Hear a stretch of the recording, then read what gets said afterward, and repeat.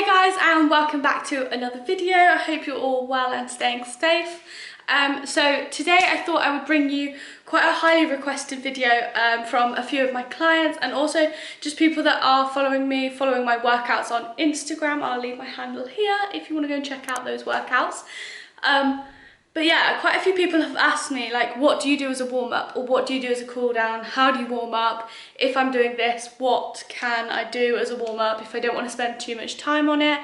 How necessary is it? You know, all of the questions that come around, especially whilst we're working out at home, like how important is warming up and cooling down if we're not exerting ourselves too much? So I'm going to be going through all of the benefits, why we warm up, why we cool down.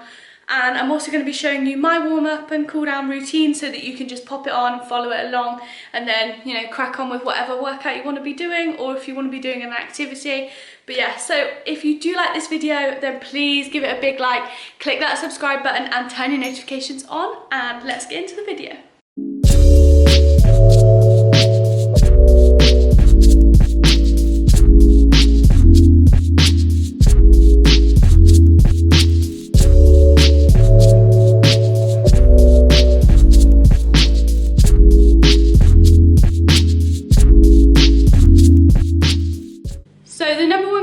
Of why do we warm up, or what's the point of warming up? So warming up brings the body like multiple benefits. So to begin with, it helps us increase our body temperature and increase our blood flow, which then means we reduce the likelihood of injury, which is always important. We don't want to injure ourselves when we're working out.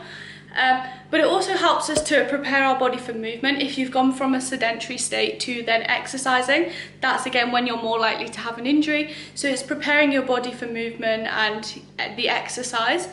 And then obviously along with that, it prepares us for the session. So if you're doing a particular type of warm-up, we're prepared. It's likely that in your warm-up you might do something that is similar to your actual workout session. So you're just preparing your body for the moves that it's going to be doing, and then ultimately this is going to help enhance your performance during your main workout, which is always important because we want to be able to perform our best when putting in our effort. So there are three types of warm-ups. So you've got passive, which is, you know, going into a sauna, putting on more clothes, putting on a heater, working out indoors. This is passive because you aren't actively doing anything. Something else is warming you up. This isn't really recommended to be used as a warm-up for your workout because it's not preparing your body, it's not getting you moving, it's just making you warmer. Then you have a non-specific active warm-up. So this is, say you go to the gym and you're about to do a weight session, but you jump on the treadmill to warm up, and you know, you go for a little walk, or a little jog or something. So it's not specific to your workout, so it's not necessarily seen as helpful, but it is preparing your body for movement. It's getting your limbs, your joints, everything moving, and it is doing what it should be. So this is better than a passive. But the best type of warm-up is a specific active warm-up. So this is, for example, what I would do. So if I'm going to work out and do a weightlifting session, then I'm going to make sure that my warm-up includes movement patterns that I will be using throughout my workout, but also doing a few sets and reps of like lighter weights for the exercise that I'm going to be doing. So for example, deadlifting with just the bar rather than adding weights on. I would do that in my warm-up rather than running on a treadmill, just because it's going to be more beneficial and my body is more prepared for what is coming in the session ahead. So with that being said, I will now show you my warm-up. It is slightly different because it's like for my home workouts or like my HIIT workouts. It's ones that I would take my classes through before I start them. So not necessarily specific to weightlifting, but obviously it will help. You can do this if you are lifting weights as well. But it's just an overall good, quick 5-minute warm-up that you can do at home, you can do at the gym. Just another point whilst I remember before we get into the warm-up. So my type of warm-up consists of dynamic stretches. So this is the stretches like when you're stretching but you're still moving, you're getting that movement through your body. But you also have like static stretches, which is, you know, more what I tend to do at the end of a workout, just because it doesn't really get my heart rate up. I personally don't see the benefits for my body, but that's not to say that you won't. And then you also have ballistic stretches, which is where you're in a stretch and you're doing tiny little pulses or bounces to get yourself deeper into that position. I know like a lot of dancers, gymnastics, this is like the main stretch that's used. This isn't necessarily great for elderly people or like the older generation, just because it puts more strain on our muscles, tendons and ligaments from being stretched past their range of movement. So I just thought I'd mention that. But yeah, so I'm going to be doing dynamic stretches, which is normally what the majority of people will do in their warm-up. So let's get into the warm-up.